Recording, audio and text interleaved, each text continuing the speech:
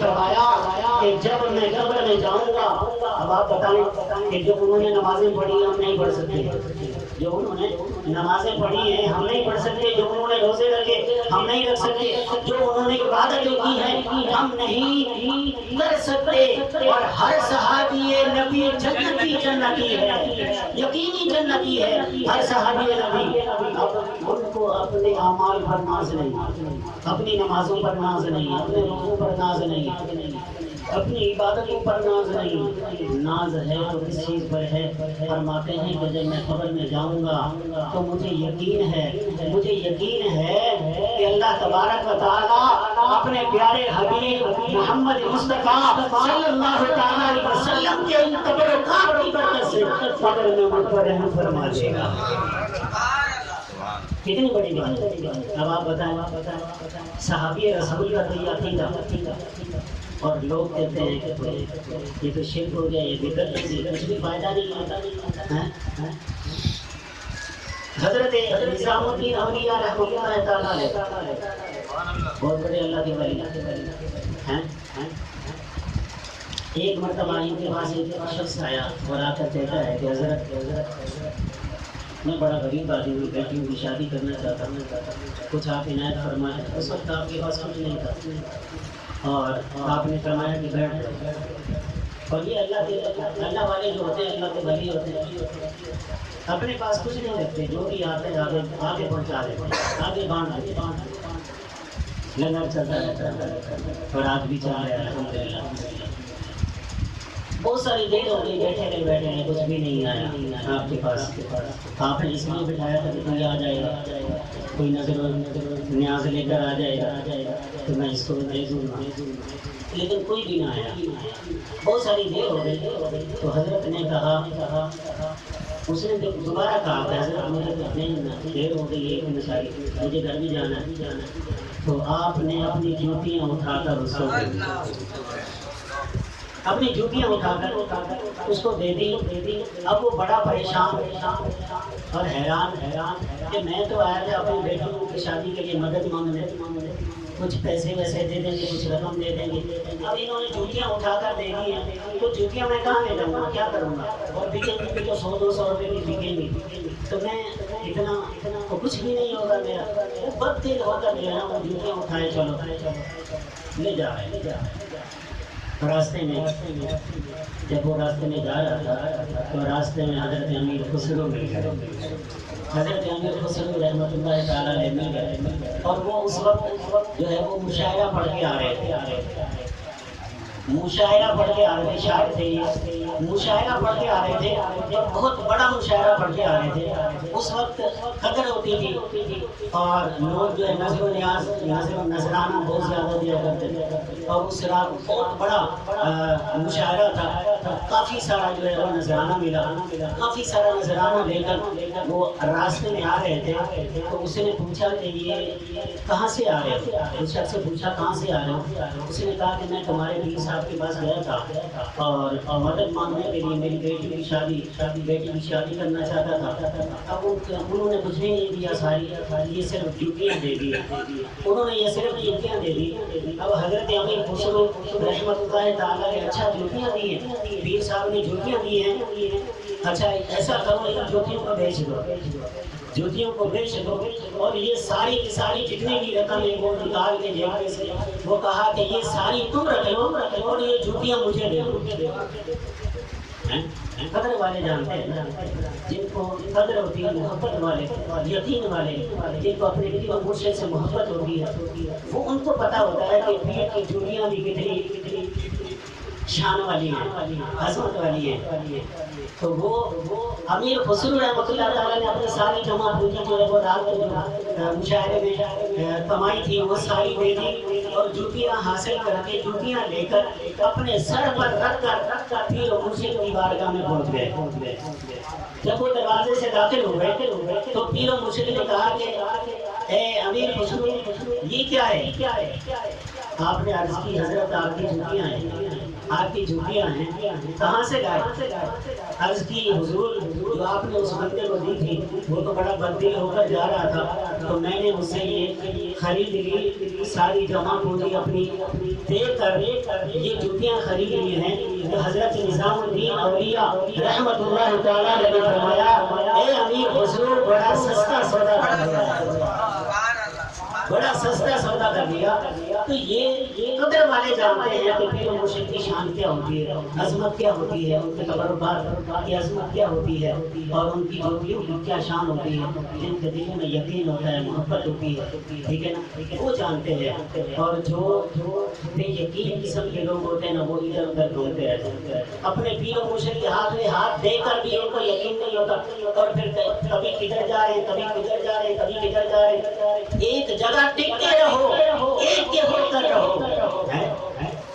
دو رنگی چھوڑ دے یا رنگ ہو جا، یا تو سراسر موم یا پھر سنگ ہو جا، دو رنگی چھوڑ کر ایک رنگ ہو جاؤ، اور ایک کے ہو کر ایک کا دامن تھام کے رکھو، انشاءاللہ تبارک و تعالیٰ یقین کامل ہوگا، تو انشاءاللہ تبارک و تعالیٰ نظر کرم ہوگی۔ جب چور کو ابدال بنا دیا جا سکتا ہے تو پھر ہم کیا چیزیں، ہمیں بھی انشاءاللہ تبارک و تعالیٰ جب نظر اٹھے گی یقین کامل ہونا چاہیے، انشاءاللہ تبارک و تعالیٰ ہمارے بھی بگڑیاں سنوار دی جائے گی انشاءاللہ تبارک و تعالیٰ۔ تو یہ ادھر ادھر بھاگے نہیں، صرف ایک کے ہو کر رہے۔ جب ہاتھ میں ہاتھ دے دیا تو یقین کرتے، یقین رہے، بے یقین نہیں ہونی چاہیے، ٹھیک ہے۔ اس لیے کہتے ہیں نا اللہ نبی دا نام لئیے، اللہ نبی دا مرشد دے دربارے محکم لائیے جھوٹا، محکم لائیے جھوٹا، نویں نویں نا یار بنائیے، نویں نویں نا یار بنائیے، بانگ کمینی اللہ نبی دا نام لئیے، اللہ نبی دا، اللہ نبی دا نام لئیے، اللہ نبی دا۔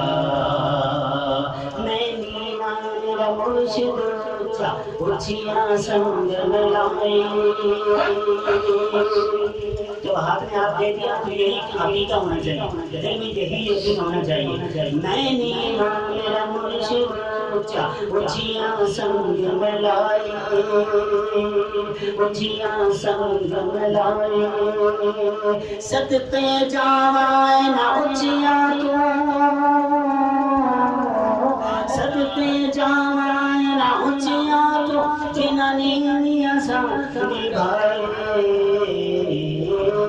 اللہ نبی دا نام لئیے، اللہ نبی دا۔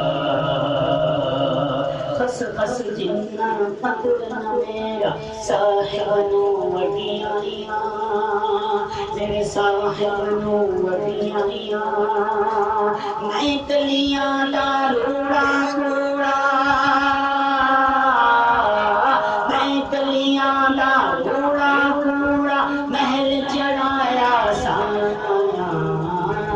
اللہ نبی دا نام لئیے، اللہ نبی دا، اللہ نبی دا نام لئیے، اللہ نبی دا۔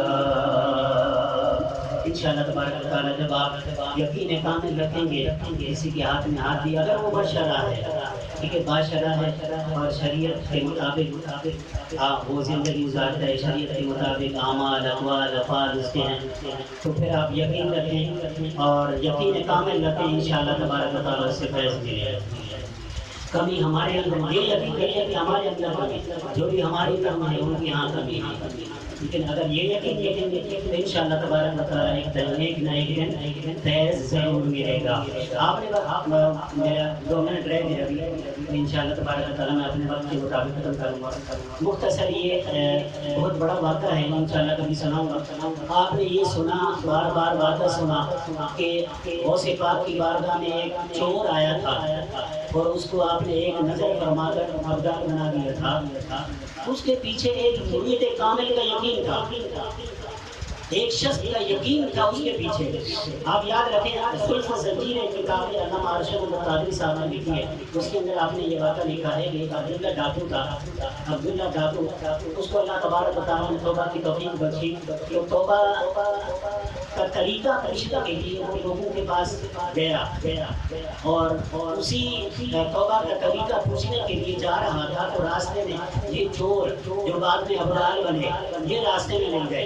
ان کی سفید داڑھی تھی اور کپڑے بھی اچھے پہنے ہوئے تھے. تو اس عبداللہ ڈاکو نے ان کو پکڑ لیا اور کہا کہ آپ میرے پیر و مرشد ہو, بس مجھے توبہ کا طریقہ بتاؤ اور مجھے اللہ تک پہنچاؤ.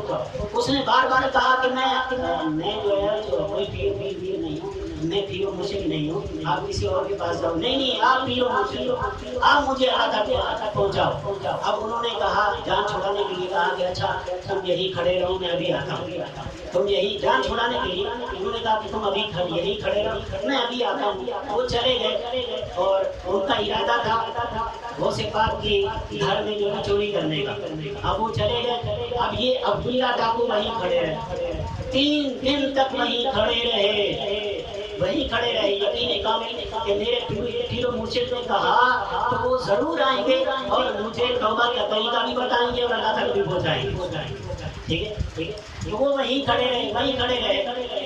اب یہ یقین کامل کرو. حالانکہ حضرت خضر علیہ السلام بھی آئے, ان کو کہا کہ وہ کوئی پیر و مرشد نہیں تھے, وہ کوئی پیر نہیں تھے, وہ تو آپ کو ایسا دھوکہ دے کر جان چھڑانے کے لیے چلے گئے کہہ کر وہ پیر نہیں تھے. الٹا انہوں نے جو ہے وہ حضرت خضر علیہ السلام کو کہا کہ آپ کی اتنی نورانی صورت ہے, اگر آپ کی نورانی صورت نہ ہوتی اور آپ اتنے اچھے حلیے میں نہ ہوتے تو میں آپ کو سناتا. پیر و مرشد کے بارے میں ایسا کہتے ہو, میرا پیر و مرشد جو بہت بڑا کام ہے, وہ آئے گا اور مجھے اللہ تک پہنچائے گا. اب یہی وجہ ہے, علماء نے لکھا, علامہ ارشد القادری صاحب نے لکھا, یہی وجہ ہے کہ وہ سے پاک کے گھر میں چلے گئے اور وہاں پر چوری کے ارادے سے چلے گئے اور وہ سے پاک رضی اللہ تعالیٰ عنہ کی نگاہ پڑ گئی اور وہ سے پاک رضی اللہ تعالیٰ عنہ کو ابدال بنا دیا. جب ابدال بن گئے تو یہ جو ابدال ہیں, اب پہلے چور تھے اب ابدال ہیں, ان کو ابدال بننے کے بعد ذہن میں ڈالا گیا کہ آپ کا ایک مرید وہاں کھڑا ہوا ہے اور وہ جو ہے وہاں آپ کے جو ہے وہ انتظار میں کھڑا ہے. اب یہ وہاں پر گئے, وہ وہی کھڑا تھا, وہی کھڑا تھا, وہ وہاں سے کس سے مس نہیں ہوا ہے, وہی کھڑا تھا. یہ گئے ان کو مرید بھی کیا اور مرید کرنے کے بعد اس کو توبہ بھی کروائی. توبہ کرنے کے بعد ان کو ایک نگاہ فرما کر اللہ تک پہنچا دیا. تو یقین کامل جو ہے بہت بڑا ہوتا ہے.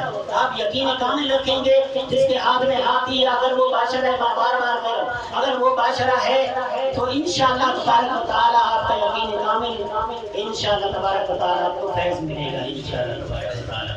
اور الٹے سیدھے لوگوں کے پاس جایا بھی نہ کریں. ٹھیک ہے, جنہوں نے پان کھایا ہوا ہے, اٹھ کے کھائے ہوئے ہیں اور شریعت کا پتہ نہیں, نماز کا پتہ نہیں, روزے کا پتہ نہیں اور جو ہے وہ قرآن کا پتہ نہیں اور پیر بنے بیٹھے ہوتے ہیں, ایسے لوگوں کے پاس جایا بھی نہ کریں. اللہ تبارک و تعالیٰ ہم سب کو سمجھنے کی توفیق عطا فرمائے. وآخر دعوانا الحمد للہ رب العالمین.